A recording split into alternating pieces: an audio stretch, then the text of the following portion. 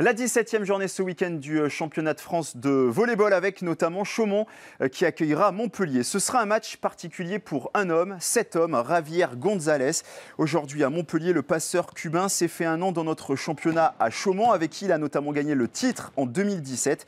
À 36 ans, Javier González a donné toute sa vie au volley, allant même jusqu'à fuir son pays. Son parcours vous est raconté par François Laurence.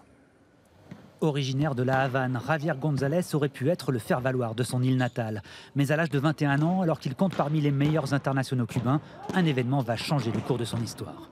En 2004, on a fait la qualification pour les Jeux olympiques d'Athènes.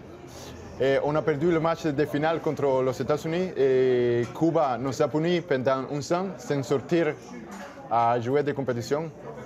Et ça m'a fait très mal aussi, ça m'a fait très mal. Conscient que Cuba allait freiner sa carrière, que son pays ne serait pas en mesure de récompenser décemment son talent, Javier González décide de prendre en main son destin. En 2005, il profite d'un déplacement de l'équipe nationale en Italie pour s'exiler. Tout a été en fait planifié avec la complicité de son club recruteur, Cuneo. Le club qui a tout organisé, il était là-bas, il attendait pour moi. En fait, il a fait le match et après le match, je suis parti.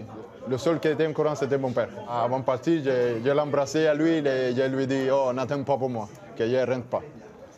Le père attendra 10 ans, le temps pour le fils de poursuivre sa carrière à travers l'Italie et la Roumanie.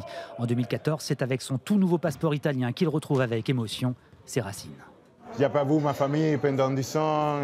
C'était vraiment, pour moi, pour eux, c'était vraiment très fort, très fort. C'est ça la vie, c'est ça.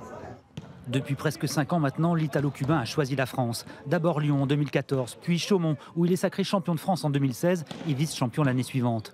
En mai dernier, c'est Montpellier qui n'hésite pas une seconde à s'offrir les services du très talentueux dissident cubain.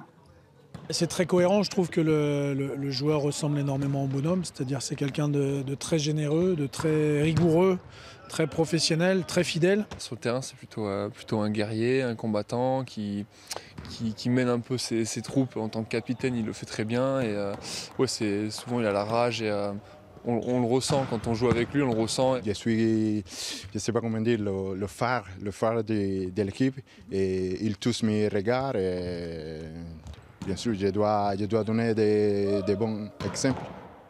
À 36 ans, Javier González n'a pas perdu la main. Il s'impose comme l'un des meilleurs passeurs du championnat de France. Le prix à payer de son exil aura été de ne plus jamais connaître les frissons des compétitions internationales. En revanche, il est devenu ce joueur libre de jouer où bon lui semble à travers le monde et en capacité de soutenir les siens.